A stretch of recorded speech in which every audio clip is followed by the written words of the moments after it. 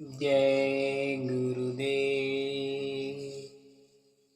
प्रेमी भाई बहनों, जैसा कि आप सभी लोग जानते हैं कि भक्ति जिस प्रकार से आप अपने गांव मोहल्ला में किसी से पूछते होंगे तो आपको यही संबोधन देते हैं कि फला आदमी भक्त हो गया।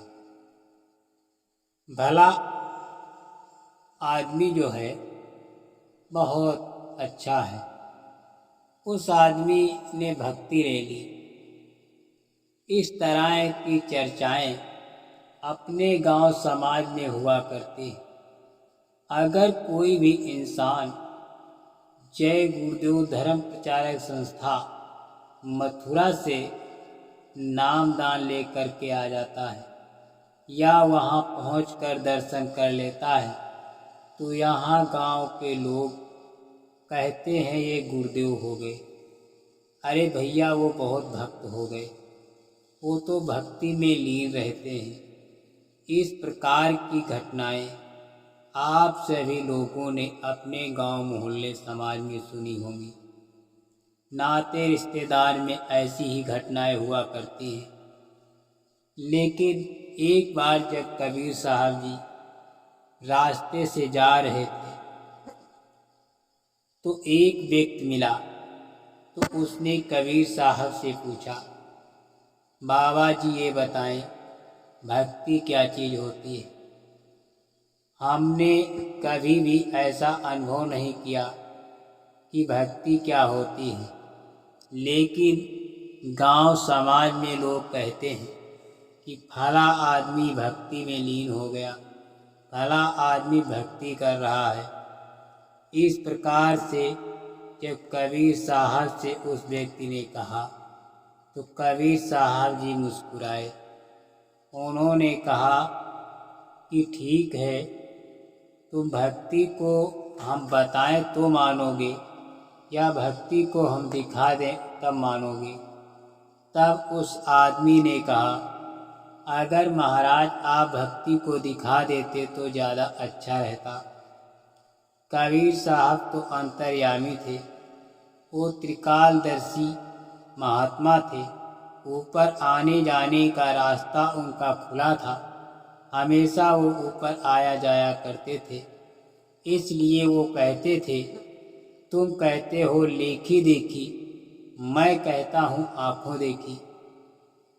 जब इस प्रकार से घटनाएं घटित हुई तब उस व्यक्ति ने कबीर साहब जी से कहा कि महाराज अगर तुम दिखा दो तो बहुत अच्छा रहेगा। तो कबीर साहब ने कहा, ठीक है, आपकी जैसी इच्छा। तो उन्होंने कहा, तो चलिए हमारे साथ। कबीर साहब उस आदमी को लिवा लाए, उसको लिवा करके आराम से बिठा दिया और इधर माता लोई को बुलाया। उनसे कहा कि हमारा माला देखो पास के ही अलमारी में होगा, वहाँ से हमारा माला उठा दो। तो लोई माता गई तो उनको अलमारी में माला मिला ही नहीं। वापस आई तो उन्होंने कहा कि हे स्वामी, वहाँ माला नहीं है। तब कबीर साहब ने कहा कि ठीक है, जाओ ठीक तरह से ढूंढो, माला उसी में है।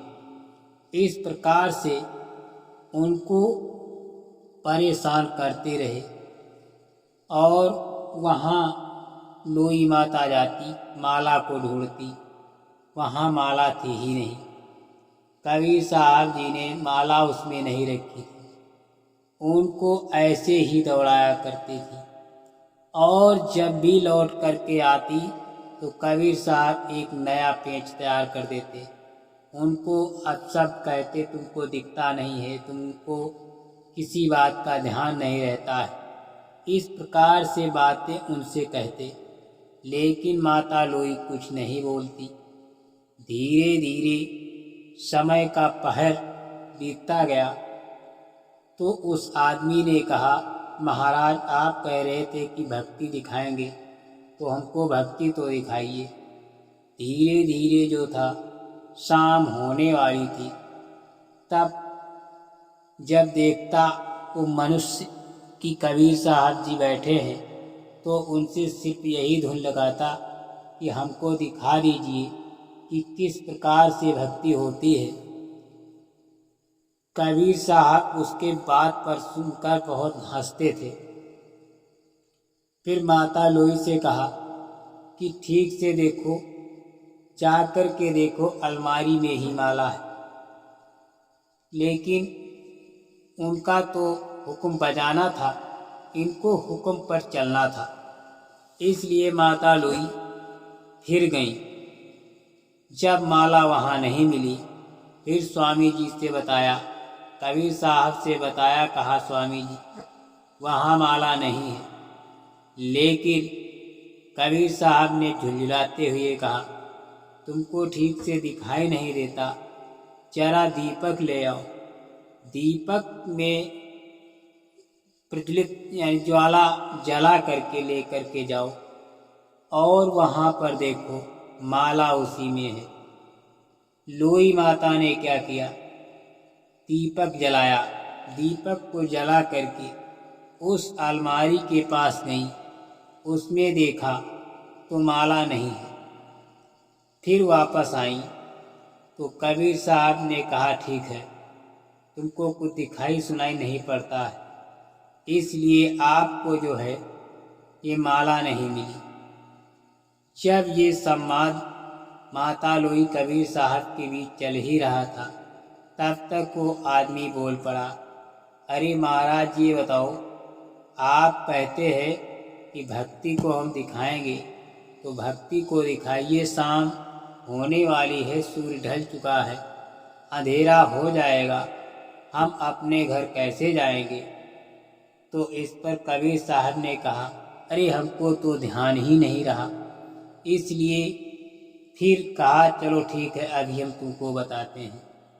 इस प्रकार से वो बीच में बोल देता और इधर माता लोई दीपक जला करके उस अलमारी में ढूंढ रही हैं। जब माला नहीं मिला तो वापस दीपक रख दिया, कहा सरकार उसमें माला नहीं है। तो कबीर साहब ने कहा, ठीक है, माला नहीं है, तुमने अच्छी तरह से देख लिया है। तो उन्होंने बड़े प्रेम भरे शब्दों में माता लोई ने कहा, अरे स्वामी, हमने सब कुछ देख लिया है, हर तरफ देखा, कहीं भी माला नहीं है। जब ये सब लीला तो संत सतगुरु थी, कबीर साहब की थी, इसलिए उनको नहीं मिल पा रहा था। जब ऐसी दशा देखी तो उस आदमी ने कहा कि बाबा, तुम अपना ये कुछ बता रहे हो, हमारी बात का उत्तर दे दो तो हम अपना उत्तर पा जाएंगे, उसके बाद हम अपने घर चले जाएंगे। नहीं, अगर तुम बता सकते हो तो मैं यूं ही चला जाऊंगा। ऐसा कहते कहते जब कबीर साहब सोचा कि अब हो सकता है इसके दिमाग में ये वहम निकल गया होगा कि भक्ति कोई साधारण चीज है। जब ऐसा हुआ तो कबीर साहब ने कहा कि ठीक है, तुमने अभी देखा कि भक्ति का नाम होता है कि अपने गुरु पर निछावर होना, उनके कहे हुए वचन वाणियों को पालन करना, उनके आदेश पर खरे उतरना, किसी बात पर संदेह न करना, किसी बात का उल्टा जवाब न देना, यही भक्ति की पराकाष्ठा होती है। भक्ति कोई मामूली चीज नहीं होती। तब कबीर साहब ने उस मनुष्य से कहा, उस आदमी से कहा, देखो भक्ति ये पराकाष्ठा होती है। भक्ति के लिए मैंने उनसे कई बार माला लाने को कहा, लेकिन मेरे कहने के अनुसार वो जाती रही, जबकि माला उसमें नहीं थी, और उन्होंने कभी भी हमें उल्टा जवाब नहीं दिया। और उसके बाद आपने तो अपनी नज़रों से देखा, अलमारी जो है हमारी, इसमें धूप की किरणें लग रही हैं। दोपहर का समय है तो इसमें दीपक की क्या ज़रूरत। लेकिन मैंने कहा दीपक जला के जाओ, उन्होंने कभी भी मना नहीं किया। दीपक जला करके अलमारी के पास गई तो उसमें देखा माला नहीं है। फिर आकर के यही कहा कि स्वामी माला नहीं है। अगर वो चाहती तो हमारे पर झुलझुला सकती थी, हमें कई शब्द कह सकती थी, लेकिन उन्होंने ही नहीं कहा, क्योंकि वो भक्ति की पराकाष्ठा समझती हैं। तो ऐसा होता है कि भक्ति का नाम होता है कि अपने गुरु पर तन मन धन निछावर करना, उनकी वचन वाणियों पर अमल करना, उनके कहे हुए आदेश का पालन करना, यही भक्ति कहलाता है। बाकी भक्ति कहने का मतलब सभी लोग हो जाते हैं, राम नामी अगोछा डाल लेते हैं, भक्त कहलाते हैं। भोले को जाते हैं, वहाँ कांवर चढ़ा के जाते हैं, भोले बाबा कहलाते हैं। ऐसा प्रतीत होता है कि मानो इन्होंने कोई गलत काम ही न किया। ये 184 नहीं, ये सीधे अनामी महाप्रभु के पास जाएंगे। इस प्रकार की प्रक्रिया हम आपको जान मिलती है, लेकिन होता इसके विपरीत है। जो भी साधक होगा वो हमेशा शाकाहारी रहेगा। किसी ने गाली दे दिया, किसी ने थप्पड़ मार दिया, उसको बर्दाश्त करेगा। वही सच्चा सत्संगी प्रेमी भाई बहन है।